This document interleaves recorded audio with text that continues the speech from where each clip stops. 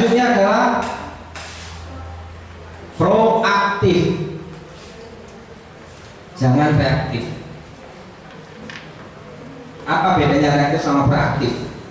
Nah ini menimpa kebanyakan orang Indonesia. Sampai presiden pun aman ya. Sampai presiden kita reaktif. Reaktif itu apa? Reaktif itu selalu memosisikan dirinya sendiri sebagai korban, bukan sebagai pelaku. Memosisikan diri sebagai korban. Nah, korban. Jadi kalau sebagai ibu, jadi ibu orang ini akan nakal kabeh, seakan jadi korban. Guru juga gitu. Siswa semuanya reaktif. Dia merasa bahwa dia korban siswanya. Presiden merasa jadi korban rakyatnya. Hanya di Indonesia ada presiden jadi korban rakyatnya.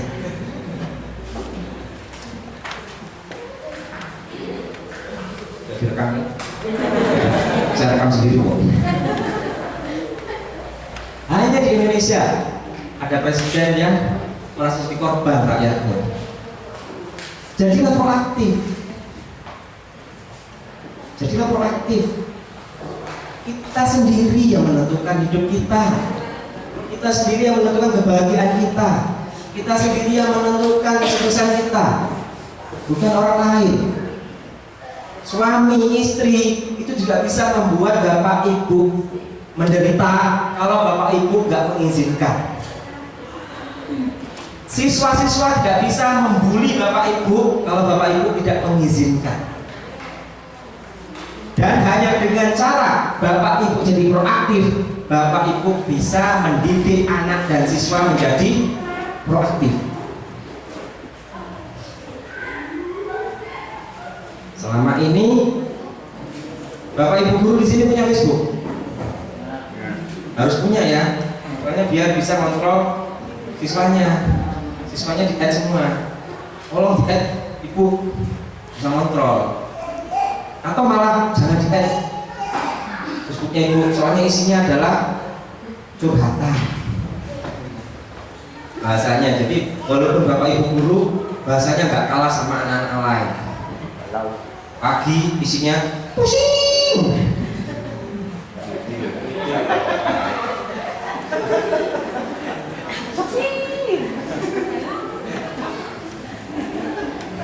Jadi itu adalah ciri-ciri orang yang reaktif, selalu menjadi korban. Itu penyakit tapi ya, itu virus. Namanya itu korban virus, itu bahasa internasional itu.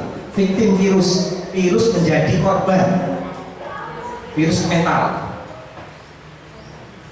Jadi nanti kalau bapak ibu seperti itu, bapak ibu guru, siswa anak akan meniru.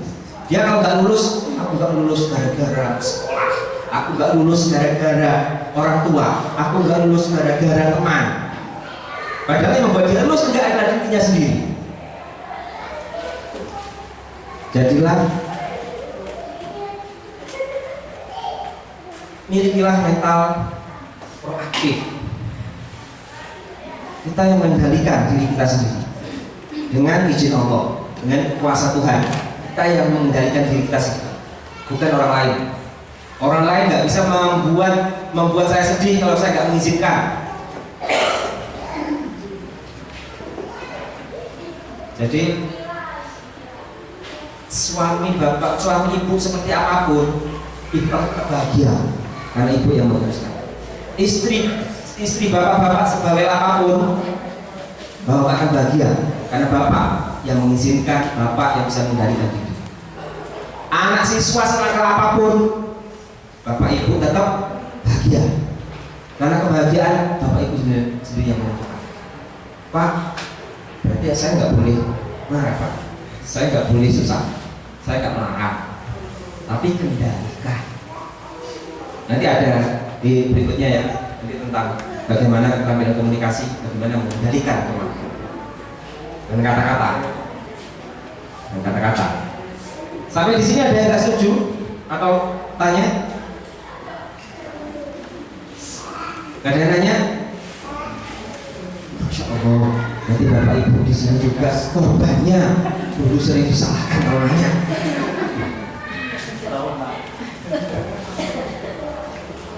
Kalau rapat juga sama Pak Lukman mungkin ya, yang guru SMP PGRI, siapa yang usul? Nggak ada yang usul.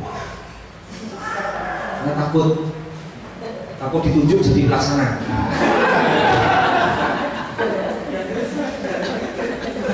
Biasa itu ya. Kadang-kadang bapak ibu guru kalau rapat sama kepala sekolah senggol-senggolan, sampai ngomong sampai langsung berusul kok. Tapi kejadian memang teman guru ya, temannya Pak Lukman juga teman saya juga di SMP lah, di SMK lain, kalau rapat sama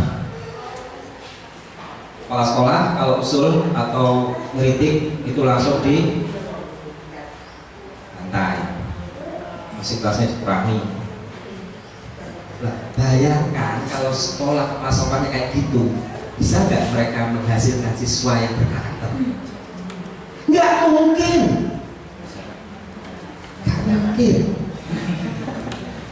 Bisa Pak, tapi karakternya bantai. Iya, karakternya karakter itu, karakter apa? Antagonis, bukan protagonis. Makanya saya kemarin waktu ketemu Pak Lukman, awal pertemuan waktu datang ke rumah, saya nantang Pak Lukman kalau mau SMP PGRI Lawang diubah Pak, nggak usah mikir macam-macam Pak, diubah aja. Semua gurunya jadi berkarakter Pak. Nanti kalau memang konsisten semua guru melakukan, tinggal tunggu aja Pak, suatu saat gak lama Pak, nanti SMP PGRI Lawang itu sampai nolak siswa.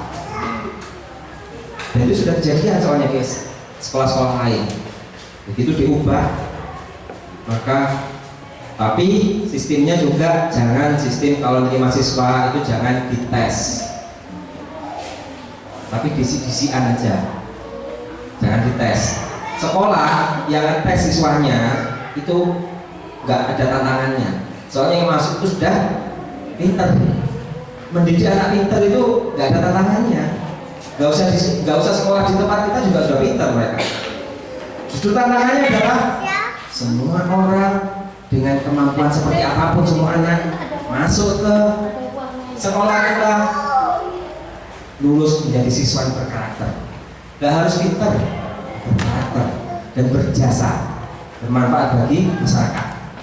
Bukankah itu cita-cita Bapak Ibu semua? Pingin anak pintar apa pingin anak yang baik? Ya baik dan pintar. Baik, pintar itu gampang. Tapi jadi menjadi anak baik susah. Kalau kita menganggap susah. Selama ini kita mendidik anak menjadi baik susah karena kita belum baik. Jadilah orang baik dulu, maka kita akan mudah menjadikan anak-anak kita jadi baik, insya Allah. Kalau kita berpikir proaktif ya, kalau kita berpikir bahwa tidak ada orang yang bisa mengubah saya menjadi susah atau senang kecuali saya sendiri, begitu pula dengan anak-anak siswa Bapak Ibu. Bapak Ibu tidak bisa membuat mereka menjadi pinter. Yang bisa dilakukan adalah membantu mereka untuk jadi pinter dengan cara mereka, karena mereka sendiri yang memutuskan. Gak ada orang yang bisa mengubah orang lain. Kita hanya bisa mengubah diri sendiri sehingga orang lain mengikuti kita.